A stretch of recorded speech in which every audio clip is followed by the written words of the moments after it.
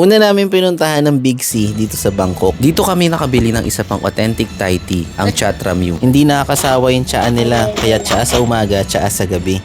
We just bought this one here in Big C. Ito yung mga ulo ng hipon na pinrito. Masarap nga tong ulo ng hipon, kaso nga lang, ang laki lang nung lalagyanan, tapos pag binuksan mo, ang konti nung laman. Meron tong tatlong flavors, yung original, chili at saka sweet chili. Tapos nadaanan namin tong 100 Thailand Baht Shop na sikat sa TikTok. Kaya pala nag-viral tong 100 Thailand Baht Shop dahil sobrang mura talaga dito ng mga paninda. Kung naghahanap ka rin ng mga pangpasalubong o kaya nang may uuwi galing dito sa Thailand, saktong-sakto tong 100 Thailand Baht Shop. Napakarami ng pagpipilian dito, from snacks up to personal care, meron silang lahat niyan dito. Don't forget to bring big bags pag nagpunta din kayo ng Thailand dahil kahit sa daan lang kayo maglakad-lakad, napakarami nyo pwedeng mapamili. May mga free taste pa yung snacks nila dito, kaya tuloy parang gusto namin biling lahat ng pinatikim nila sa amin dahil lahat masarap.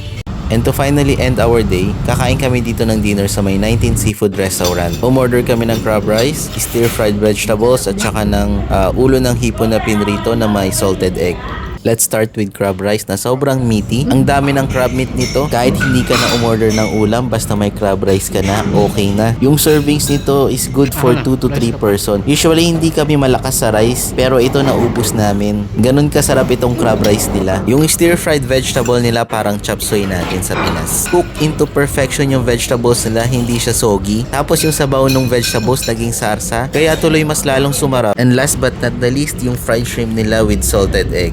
Akala ko fried chicken nung una, yun pala ulo ng hipon. Ulo yata to ng tiger prawns dahil malalaki. Inisip nyo rin ba na walang laman yung ulo ng hipon? Ako kasi naisip ko yun, pero pag ganito pala kalaki yung ulo ng hipon, siksik yung laman sa loob. Tapos malasa pa dahil nandun yung aligi, diba? Yung inakala naming ang dami naming in-order, sa dulo naubos din namin lahat. So far sa lahat ng kinain namin dito sa Thailand, lahat nagustuhan namin. Food haven talaga ang lugar na to. Eto pa, pagtapos namin mag-dinner, sa labas kasi ng restaurant, merong mga street foods. Pinag-uusapan na namin ni Baby kung anong bibilin namin.